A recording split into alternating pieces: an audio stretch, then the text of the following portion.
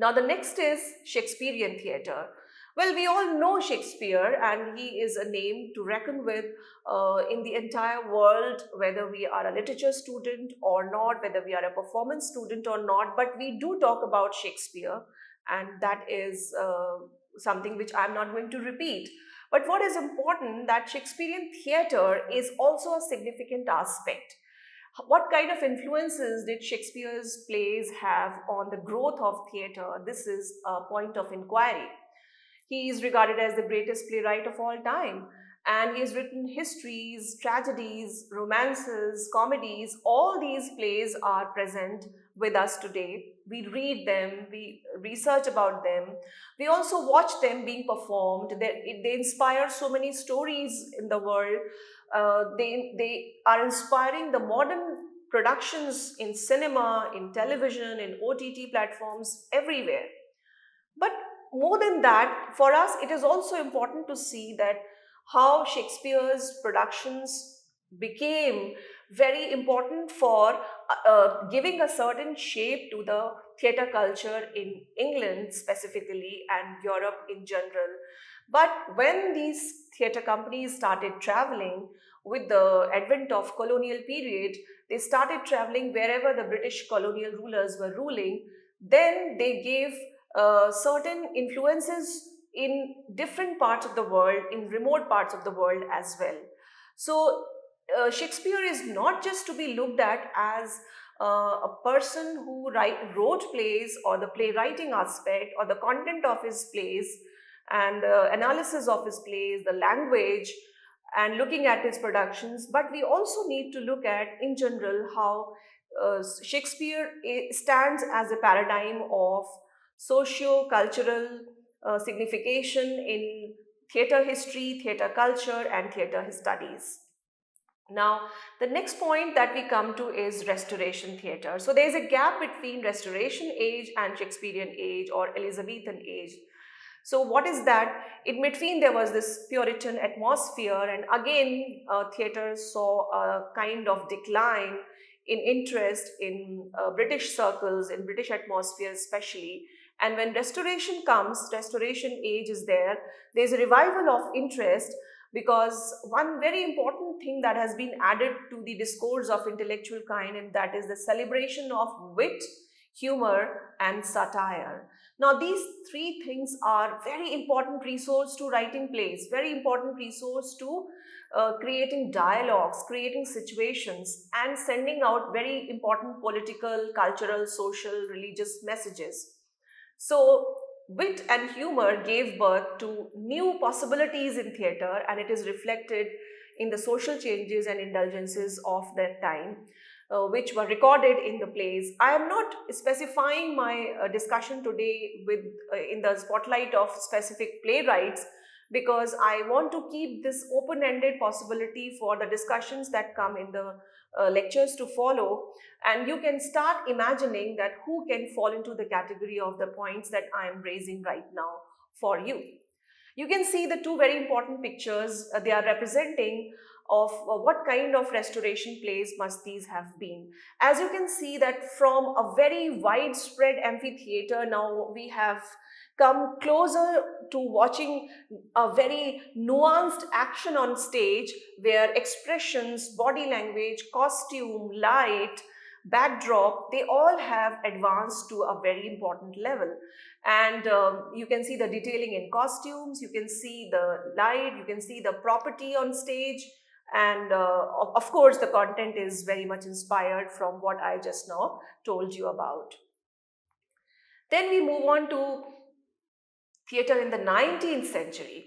Now, the 19th century saw shift towards realism in theatre, and this is a very, very significant movement for us, because theatre now has come out from a journey of only trying to cover the imaginary stories, fascinating romances, and the gossips of the palaces, talking about the lives of the royal people, the tragedies and the problems and pains of running an empire or not running an empire. From these kinds of very grand narratives and grand plots, the attention of the playwrights, or let us say the attention of the theater, shifts towards common man, proletariat, the working class, because of some changes that we all know. Why are we talking about them? Because of the advent of industrial civilization, because of the advent of scientific advancement, uh, printing press now making the books and literatures accessible to people more and more, advancement in education. Because of all these things, it has become totally changed scenario in the whole world. Communication has improved, traveling has improved, access is also improving, economic condition is also improving, urbanization is taking place. All these things have revitalized the need of looking at theater as not just one aspect of performance and culture, but as a documentation of so many other things. Therefore, playwrights like Henrik Ibsen, Anton Chekhov, you see them writing about something totally different. Now, when you go to watch a play and when the curtain is off, what you see is not an emperor or a duke or a duchess delivering a soliloquy or a monologue. In fact, what you see is either a drawing room or a living room of somebody who is just next door. It could be a banker, it could be a housewife, it could be a clerk, a teacher, a university professor, or maybe a laborer. People like these are now becoming the point of interest for the playwrights. And of course, for theatre. It's not just that playwrights who wanted to write about them, it's also people who wanted to watch them on stage, because who's watching them? It's the same people who are trying to see what is their story on the stage. So the audience has changed, and the theater has changed, the stage has changed, the eye of theater has now taken itself off from the palaces, and it has now come onto the houses and colonies and localities where proletariats live, common people live, and their pains and problems of daily life, their existential aspects, their journeys with each other, their heartbreaks, their economic problems, their social problems, and their new age problems. So, this is theatre in the 19th century. Now, this whole realia pushes the the resource of theater to convert into a philosophical movement also. And around this time we see that it is realism that becomes a very important thing for all the artists and all the performers, all the playwrights. So by the time we are in the late 19th century or in early 20th century, we see that there is an emphasis on realism, there is a focus on depicting life as it is instead of creating some kind of imaginary story, or some kind of borrowing some kind of plot from mythology and then trying to convert it into a play. From that, now it has become a storytelling or sharing the reality. And for this, the stage again undergoes a lot of changes. You can again see the pictures that I have presented here. One is from Doll's House and the other is from The Cherry Orchard. Both these plays are very important plays written around this time that represent what I am saying about the new things. The stage, as you can see, is very elaborate. There are more colors, there are more equipment, there is more property, and it looks like we have the still of somebody's drawing room, somebody's living room, or somebody's study or kitchen, because the stage decoration, stagecraft, and stage directions were very detailed and elaborate in this time. And the craft had advanced so much that you find in Bernard Shaw's plays very detailed stage directions, where he tells what kind of curtain is there, what kind of windows are there, and what kind of books are kept on the table. So all these things are there. Now, from the amphitheater to this, you can see a very, very important change is visible. So many steps have been covered, and it is a long journey that theater has covered, and it is also a documentation of how the life of the human beings was changing. Now, moving on from 20th century, we can see what was happening in other parts of the world when we look at this whole scenario. So, look at Stanislavski and Moscow Art Theatre. Now, Stanislavski's full name is Konstantin Stanislavski, who pioneered a method of actors training and theater art, and he developed this Moscow art theater. He gives birth to the idea of modernity in acting and techniques of acting. It is referred to as Stanislavski method. He was so influential and so path-breaking that in 20th century he became a phenomenal name, and his method was being taught and studied by so many people. In fact, anybody who even today has certain aspirations to become a theater person, or wants to write something about theater, wants to become an actor or director, then he has to study this method. So Stanislavski method is one point of departure that gives us certain idea that now theater is taking different kinds of dimensions, where philosophizing the genre is also becoming a very important effort for those who are involved in it. Philosophy, ideation, and intellectual pursuits are now blended in the process of creating theater productions at different aspects of theater productions, whether it's acting, whether it's stage, whether it's direction, costume. So that is, it's just one method that has been mentioned here, but there are definitely so many other schools of art, schools of acting, schools of theater performances, which have been trying to do experiments and are trying to come up to expectation to showcase and represent what is happening around, inspired by different arts like painting, music, cinema, television, and whatnot. Then theater of the absurd. How can we not talk about of theater of the absurd when we are talking about theater? Because 20th century is known for having witnessed the production called Waiting for Godot. So Beckett's play, or Eugene Ionesco's plays, and many other playwrights who are talking about the existential crisis in the aftermath of the two world wars and other kinds of fast-paced life problems that have hit humans hard.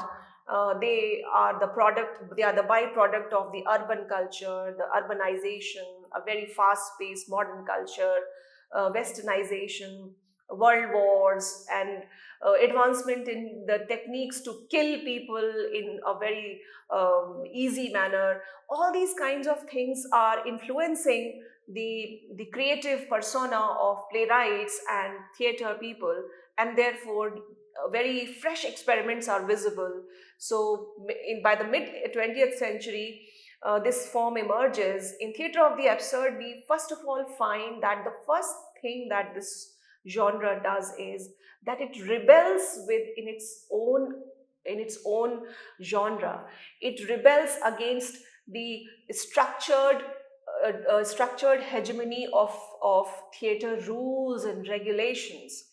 It goes beyond and tries to even violate the basic givens of theater performance, like the communication through dialogues, the repartee through dialogues, which is the core of any performance. Conflict, which is the core of any performance. When you watch a play like Waiting for Godot, you find that there are disjointed dialogues. Or if you watch a play like The Room, or if you watch a play like the No Exit, you find that there are a lot of disjointed dialogues. There is a sense and effort to not communicate and yet to speak, because that's what makes sense. And there is a consistent effort to verbalize the meaninglessness of life and existence, and that creates humor, that creates fun, that creates entertainment, and which is visible in theatre of the absurd. So it is a very interesting, very fresh change that revolutionizes the theatre culture that we are going to watch in our discussions to follow. Now, moving on, the other kinds of changes were also there as we move further in the last century. The off-Broadway movement. It refers to productions in New York City that are smaller in scale and often very experimental. You know, a lot of music and experiments are done. It has been an incubator for innovative and avant-garde theater. So you can see that this picture that is there, a musical play New York, it somehow catches the spirit of celebration, music, light, extravaganza, and entertainment. And that is off Broadway movement's spirit. It is a typical urban culture. It represents the spirit of cities wherever they are. It invites the uh, theater enthusiasts into experimenting with what they have seen and watched, and it's a very fresh kind of a field, and it has inspired youngsters and many people all around the world to create their own style of Broadway movement in wherever they are, taking cues and hues from the cultural setup where they belong to. Now, Eastern theatre traditions comprise India, China, Japan. I've already talked about India, but to say more is that they have often involved intricate forms of storytelling, use of masks, and stylized performances like that in No theatre, Kabuki theatre of Japan. These are very powerful theatre traditions, and they are old, they have longevity, they are even present today, they are enjoyed and researched by modern day researchers and audience, and they are also adding new dimensions to the spectrum of theatre. You can see another picture which is there. It is about Bharat Muni's Natyashastra. Bharat Muni's Natyashastra is a book of poetics of Indian theatre. It was written very long back, and you can see that Nav Rasas, that is the nine rasas, which tell about the nine vital emotions required to construct yourself into an actor while you are training, because all acting is a permutation and combination of these nine emotions that is visible in different kinds of figurines that you see in this picture. Now, the next thing that comes up for our discussion is the contemporary theatre trends in the 21st century.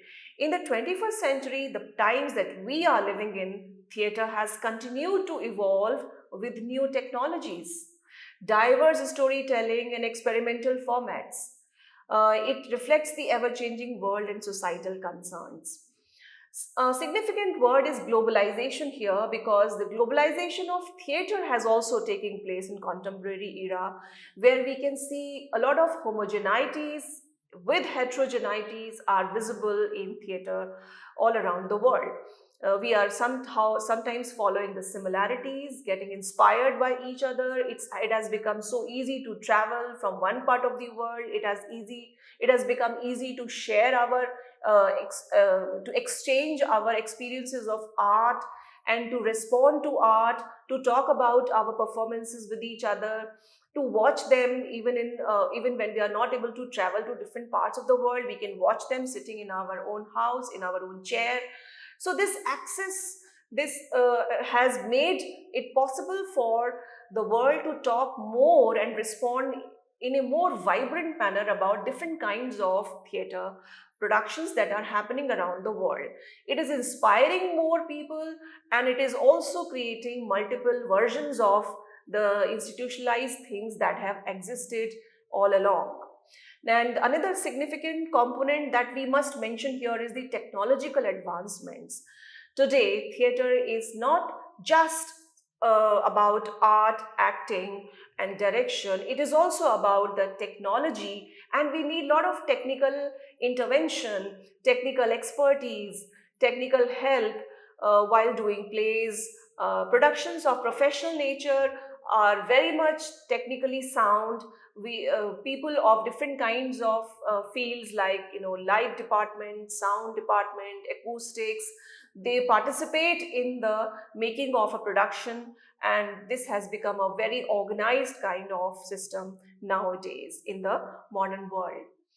Another very significant thing that we must have a look is diversity and inclusivity, which is the hallmark of the modern theater. Well, we can say that theater has always been diverse, theater has always an element of inclusivity, but I must again address this because of the world becoming a smaller space, modes of communication, modes of transport, allowing people to interact with each other more and more is making people understand each other more and more, and to also become interested and inquisitive about so many things that are present in different parts of the world.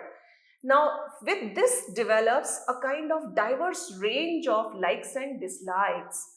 With this also develops a diverse range of inclusivity, because theater has helped a lot in colonial movements. If you look at the journey of the colonial movements, theater has gone hand in hand in spreading messages, in taking political, social, cultural movements further, and in activism all around. So this dimension of theater has been a added feature of last 100 years or last few decades, because prior to that, theater was, although a documentation and an expression of all kinds of undercurrents of socio-political nature, but it was not deliberately participating or used as a medium to disseminate ideas, to spread philosophies, and to propagate different kinds of agendas, which theater has done in our times. We can see a very good example is present before us in the form of IPTA, which is, and many other political parties all around the world have their cultural wings where they promote productions of theater, performance, and cultural celebrations. So this is how the diversity and inclusivity of theater is also a point of research, and is an important paradigm of theater history. Now, the next thing is sorry, I missed these pictures. I must talk about these pictures. These pictures are also telling you something that I've said.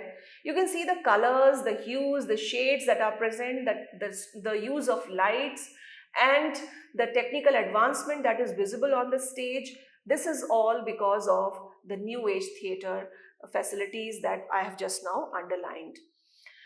Now, coming to modern theatre in India, which is a very significant aspect, and I must invite people from all kinds of languages to ponder over, because this is, although I'm talking in English because I have to speak in English for the sake of communication, but if we are looking at modern theatre in India, it's so many languages that have contributed to the richness of the modern spectrum of Indian theatre.